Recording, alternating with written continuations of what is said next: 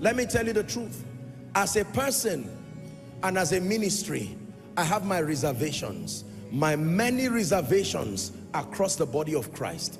There is no denying and there is no hiding, but it's too small a reason to practice hate. It is too small a reason to demean, downplay. No, I will not do that. I have my reservations. There are things you will not find practice in Koinonia, I assure you, for as long as I'm alive. I have read my Bible and I know by the grace of God the things that are scriptural. We have learned from fathers, we have learned from doctrine, we have learned from experience, and we have learned from history.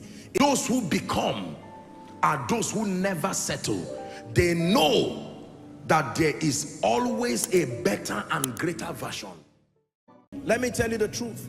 As a person and as a ministry, I have my reservations, my many reservations across the body of Christ. There is no denying and there is no hiding, but it's too small a reason to practice hate. It is too small a reason to demean, downplay. No, I will not do that. I have my reservations. There are things you will not find practice in Koinonia, I assure you, for as long as I'm alive. I have read my Bible and I know by the grace of God the things that are scriptural. We have learned from fathers, we have learned from doctrine, we have learned from experience, and we have learned from history. It is sufficient enough to guide us and give us a worthy compass into an excelling ministry. However, I still do not have the right to point to another man's work and call him Beelzebub. That is not given to you. I can speak for myself. I am too young in experience and too young in ministry to sustain the pride and audacity to point fingers at people in the ministry. If ever there is anyone to do it, the fathers have enough credence to speak. If they speak, we will honor. But if they are silent, we should be wise enough to be silent. Are we together now? What the fathers are not doing, dear sons, let us be wise. When we break ranks and jurisdiction, there are consequences in the spirit. Saul lost his place because he thought he could be both Saul and Samuel. Leave the priests to do their work. If you are a king, remain in your place of honor, and God will bless you there. Listen, correcting the body of Christ, you've heard me say, is an office. Let us be careful. Just because God is silent by his mercy does not mean he's endorsing our childishness. We must be very careful. Many have tried it. There were people who tried to carry the ark and tried to do a lot of things and they died there. It was a well-intentioned project. And there are many younger ministers, if we are not careful, we are going to bring a curse upon ourselves because of zeal without experience. Let us learn from history. Let us learn from doctrine. Let us learn from the fathers, and then learn from the pain of others who have made these mistakes before. It is foolish to make another mistake that has been made before. The Bible says the things that are written aforetime, they are for our learning. Some of you here are ministers of the gospel. Some of you who are watching are ministers of the gospel. When you do not believe a thing, you just pray. Do not be the person pointing hands and insulting people, because even Jesus was called Beelzebub. I tell you sincerely, by the integrity of scripture, there are many things we do not know. Let us stay on that which we know and respect the body of Christ. He may not be a man of God, but he's an elder enough, deserving of your respect. Mama may not be called into any ministry, but one prophetic word from her can rewrite the narrative of your destiny. Let me recap one more time, and then we find a place to pray. This is the body of Christ. This is not the body of Christ. No matter how efficient this man is, he's only an effective member of the body. Can I tell you, if Koinonia is the only ministry on earth, we will not be at a loss. But I promise you, there are many dimensions of God that we will not see. It is the truth. There are many dimensions of God that we will not see. I bring to your memory an example I made earlier on again. Imagine the Bible as the book of Leviticus alone. Imagine the Bible as the Gospels alone, with Jesus at the center. And Jesus himself was secured to say, there are many things you are going to learn beyond that which I am teaching you. It will not be by me, but when it comes, learn it. It is for your overall profiting. Then comes Paul, and you know the history of Paul. How could Jesus point to Paul to bring the Pauline epistle? A man who was a Pharisee, persecuted the church. Were they no better people? That is God for you. One of these days we will see drunkards in the body of Christ becoming apostles. I hope we will have the stamina to receive them and not say, I used to see you. I was once Rahab the prostitute, but I met Jesus. Do not judge me by yesterday. I was once Cephas, but now I am Peter. I was Abraham before, but right now I am Abraham. Can I tell you the truth? Nobody in the body of Christ has been given the authority to accredit and to discredit. We do not have that knowledge. We are too limited. It is pride and even foolishness to venture into that kind of thing. The only basis for accreditation or otherwise is scripture.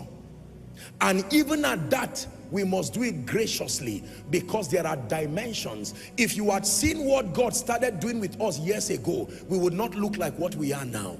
Unfortunately and sadly, when we started, people used the lens of their ignorance to write all kinds of propositions. But look what God has done today.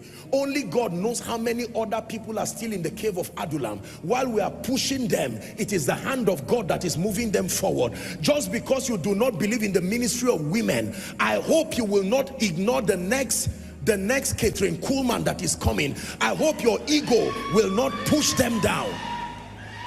Listen very carefully. Reinhard Bonnke has died, but where is his mantle? I hope the person who receives his mantle will be accepted within the body. E.W. Kenyon is gone. All these men have gone, but mantles do not leave the earth to the heaven. That means they will come upon the most unusual vessels. You will see politicians that will become preachers. You will see men and women that will carry dimensions of fire. I hope we will appreciate them. Remember my message on redefining revivals. That in the coming revival, it's not only men of God who will be featured. No. Elijah and Daniel and Solomon and Jesus equal the complete Bible. Not Elijah alone. This is my clarion call to the body of Christ. It is time we love Jesus and love his work more than our ego. If Christ tarries one day, this man standing before you will join the cloud of witnesses. It's not a negative confession. You see, if he comes to meet us, glory be to God, we will be caught up with joy and gallantry. But like Paul, for me to live is Christ and to die is gain. But the thing is, would it be said when you are gone that you were so, what's the word, egocentric, that you did not allow the program of God go forward? I rather let Koinonia close and let the program of God continue than to allow my pride to stand in the way of that which God is doing across the globe. From Nigeria to South Africa to Ghana to Kenya, all across Europe, America, Australia, the Caribbeans, even the places, the Middle East, the places you never imagined that the gospel and the power of God will be there. There is an emergence of men and women who are carrying fire that God is raising. Some of them are in the fivefold ministry. Some of them are in business. Some of them are in leadership. We must embrace all of them. These are the components that make the body of Christ. I remind you again, I stand on behalf of any man of God, including myself, who may have taught you wrongly, maybe innocently so. And I apologize to you on behalf of people who may not have shown you the way more perfectly. But it's time to hide every pride and help the body of Christ for God's sake grow. The world without Kenneth Hagin would have been lopsided. But the world with Kenneth Hagin alone would have been lopsided. The world without E.W. Kenyon would be lopsided. When I say mention them, you call them God's generals with an S. When our dispensation is over and if Christ still tarries, one day when they are talking about us, they will not mention Joshua Selman alone. They will say, once upon a time, a man called Joshua Selman. I pray that your name will be added to that list, not as a source of destruction, There are many things that need to be corrected in the body of Christ, and we are praying that God will open the eyes of many who need to make several adjustments. God is helping us all, but I tell you, it is too small a reason. Nobody has the credential to point fingers at any in the body, because from the lens of every man, you are perfect in your own eyes. It is others who will look at you and say, Apostle, would you want to adjust this and that and that? When you fight the program of God, his jealousy will take away your lampstand. Please hear me. This is a clarion call to the body of Christ. There are many people in the body of Christ today who have not died, but their lampstands have been taken. Do you know why? Because they became such an interruption to God's program. He will honor them for their contribution so far, but do not be surprised when you find out that relevant people today suddenly begin to lose relevance, regardless the efforts. It is because God will not tolerate any man interrupting his program. There is a prophet in the wilderness who is now a drunkard. He needs somebody to reach him there. There is some prostitute somewhere who needs to carry that Deborah banner. There is somebody somewhere in the Middle East. Our ego has interrupted God's program for too long. For God's sake, body of Christ, for God's sake, co-laborers, can we for once, we were able to criticize the fathers. It's amazing that many of us, especially to my generation of preachers, it is easy to point at the fathers and say, you did not do this, you did not do well. Now the fathers have been silent. God has granted us the grace to come on stage, and look how much we are messing up. We need to go back and retrace our steps. The first step is to repent from our pungency towards the fathers. We need to repent intrinsically and repent in their presence, if God grants us the grace, for our ill speaking of the fathers. Most of us have not lasted 12, 13, 20 years.